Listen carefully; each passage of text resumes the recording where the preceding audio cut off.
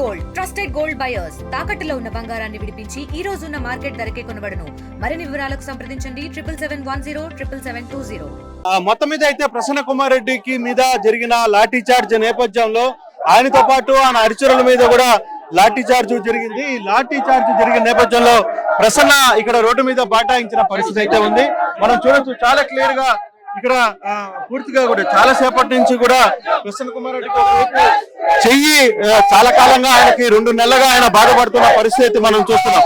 కానీ ఆ బాధపడుతున్న టైంలో కూడా ఒకవైపు జగన్ జైలు దగ్గర నుంచి బయలుదేరి వచ్చిన తర్వాత పోలీసులు పెద్ద ఎత్తున జగన్ మీద ఇక్కడ ప్రసన్న కుమార్ రెడ్డి వాళ్ళ అనుచరుల మీద దాడి చేసే ప్రయత్నం అయితే చేశారు. ఆయన చెయ్యి కూడా పూర్తిగా కూడా గాయమైంది. ఆయనతో పాటు చాలా మంది కార్యకర్తలకి కూడా ఇక్కడ పోలీసులు లాఠీ చార్జ్ చేసిన నేపథ్యంలో పెద్ద ఎత్తున దెబ్బలు తగిలిన నేపథ్యంలో ఆయన ఎండలో ఇదే నడి రోడ్డు మీద ఇప్పుడు జరుగుతున్న వ్యవహారం కూడా సేమ్ అదే జరుగుతోంది. ఏదైతే ప్రసన్న కుమార్ రెడ్డికి సంబంధించిన వ్యవహారం నడుస్తోందో ప్రసన్న కుమార్ రెడ్డి మీద ఆ దాడి జరగడం తర్వాత అతని అనుచరుల మీద దాడి జరిగిన నేపథ్యంలో కంప్లీట్ గా కూడా అతనికి పూర్తిగా కూడా దెబ్బలు తగిలిన పరిస్థితుల్లో పూర్తిగా కూడా ఆయన ఇక్కడే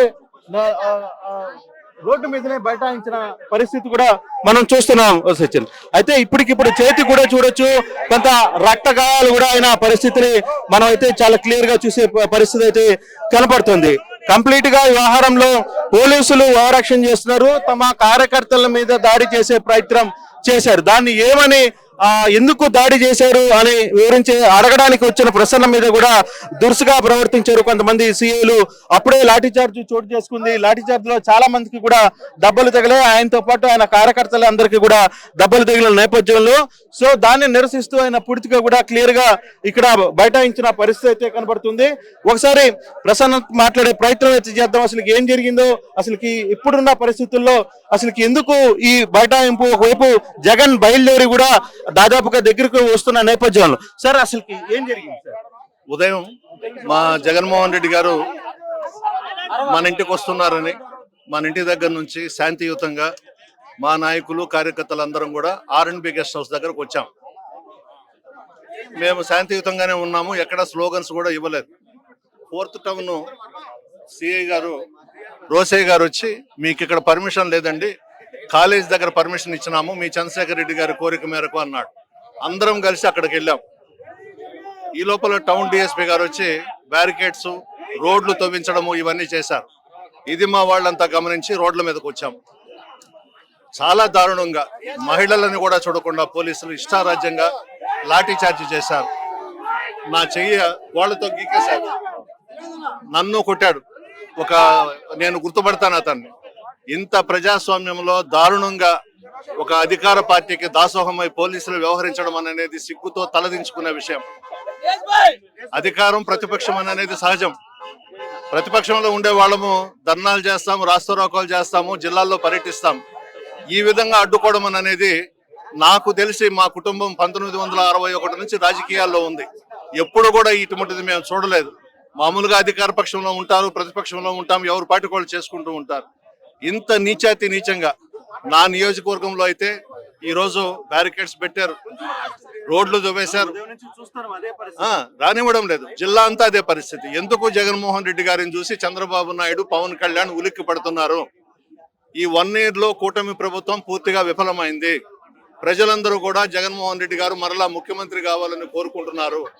ఆ ఉత్సాహం ప్రజల్లో కనబడుతుంది. ఇది మేము స్వచ్ఛందంగా వచ్చారు ప్రజలు, ఇంటికి ఒక మనిషి లెక్కన వచ్చారు. ఈ రోజు పోలీసులు వ్యవహరిస్తున్న తీరు చాలా దారుణం అన్న నా లైఫ్ లో నేను ఎప్పుడు చూడలేదు. ఈ విధంగా ఒక మాజీ శాసనసభ్యుడిని 6 సార్లు గెలిచిన వాడిని మంత్రిగా చేశారు, నా మీదనే దాడి చేశారు, మా వాళ్ళ మీద దాడి చేశారు. ఏదేమైనా మా నాయకుడు వచ్చే వరకు నేను ఇక్కడ నుంచి లేను. ఆయన వస్తేనే నేను ఆయన ఇంటికి తీసుకెళ్తాను. అరెస్ట్ చేసినా పర్వాలేదు. చాలాసేపు పట్టే ప్రయత్నం ఉంది. పబ్లిక్ పెద్ద ఎత్తున జగన్ ని అక్కడి నుంచి రిసీవ్ చేసుకుంటున్నారు. మరోవైపు పోలీసులు ఇక్కడ నిర్బంధం ఉంది. సో ఇంతసేపు మీరు ఇక్కడ కూర్చోవడం, మా నాయకుడు కోసం ఏమైనా చేస్తాం. నేను గాని, మా నాయకులు గాని, కార్యకర్తలు గాని జగన్మోహన్ రెడ్డి గారికి ప్రాణాలు ఇచ్చేదానికి కూడా సిద్ధం. ఇటువంటి వాళ్ళని చాలా మందిని చూసాం.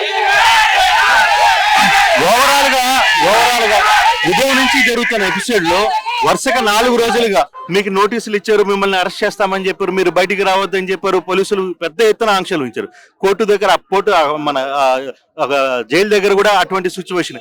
కానీ పబ్లిక్ తండాలుగా బయటకు వచ్చి అక్కడి నుంచి ఆయన మీ నాయకుడిని చూసే ప్రయత్నం అయితే చేస్తున్నారు. ఇప్పుడు పోలీసులు మీకు క్షమాపణ చెప్పాలని ఏమైనా డిమాండ్ చేస్తున్నారా, లేకపోతే ఈ నిరసన కార్యక్రమంలో ఏంటి, మీరేం కోరుకోరు? ఎస్పీ గారు క్షమాపణ చెప్పాలి. దీనికి కారణమైనటువంటి వాళ్ళపైన చర్యలు తీసుకోవాలి. అన్యాయంగా అక్రమంగా ఏమీ తెలియని అమాయకుల మీద ఈరోజు లాఠీ చార్జ్ చేశారు, నా మీద దాడి చేశారు. ఇది ప్రజాస్వామ్యంలో ఎక్కడైనా ఉందా? ఎంతో కాల అధికారంలో ఉండొచ్చు, రేపు మరలా మేము అధికారంలోకి రావచ్చు, అప్పుడు మేమేందో కూడా చూపించవచ్చు. కానీ కరెక్ట్ కాదు. రాజకీయాల్లో అధికారం శాశ్వతం కాదు. ప్రజలు ఎవరిని గెలిపిస్తే వాళ్ళు అధికారంలోకి ఉంటారు. ఇటువంటి నీచమైన పనులు చేయడం మాత్రం చంద్రబాబుకి, పోలీస్ డిపార్ట్మెంట్కి పనికిరాదు. ఈ రోజు ఈ పోలీస్ డిపార్ట్మెంట్ చంద్రబాబు నాయుడు చెంచాలుగా పనిచేస్తున్నారు. రేపు మాత్రం మైండ్ లో ఎక్కువ ఉంది కంప్యూటర్ లో, ఒక్కొక్కడు అంతు చూస్తాను, ఖచ్చితంగా చూస్తాను. జగన్మోహన్ రెడ్డి గారు ముఖ్యమంత్రి కాబోతున్నారు, మేము అధికారంలోకి రాబోతున్నాం.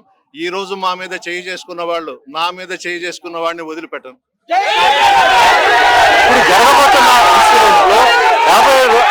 ఫర్దర్ గా ఏ విధంగా ముందుకు వెళ్లే ప్రయత్నం? ఫైనల్ గా మీరు ఈ రోజు జగన్ వచ్చేదాకా ఇక్కడ నుంచి లేను అని చెప్తున్నారు. నాయకుడిని తీసుకొని ఇంటికి పోతా, నడిపించి తీసుకుపోతాను. ఆయన కారులో వస్తే మేము ముందు పోతాము. పోలీసు గేట్లు బద్దలు కొట్టి ఇంటికి తీసుకెళ్తాను. ఇది ప్రసన్న కుమార్ రెడ్డి, నల్లపురెడ్డి. చాలా క్లియర్ గా ప్రసన్న ఒక మాట అయితే చెప్తున్న పరిస్థితి, ఎటువంటి పరిస్థితుల్లో తమ నాయకుడు వచ్చేంత వరకు ఇక్కడ నుంచి కదిలేదు లేదు, నేను నడుచుకుంటానే జగన్మోహన్ రెడ్డిని ఇక్కడికి వచ్చిన తర్వాత జగన్మోహన్ రెడ్డిని నడుచుకుంటా తీసుకుని వెళ్లే ప్రయత్నం చేస్తాను అని చెప్పి చెప్తున్న పరిస్థితి అయితే చాలా స్పష్టంగా కనపడుతోంది. ఓటు స్టూడియో తెలుగులో ఫాస్టెస్ట్ న్యూస్ ఇప్పుడు కొత్త అవతారంలో 5 సెకండ్లోనే పూర్తి వార్తా సమాచారం మీ చేతిలో. సోషల్ మీడియా ట్రెండ్స్ మీ కళ్ళ ముందుకే live TV and voice search options తో ఇప్పుడే డౌన్లోడ్ చేయండి. యాప్ లింక్ డిస్క్రిప్షన్ లో ఉంది.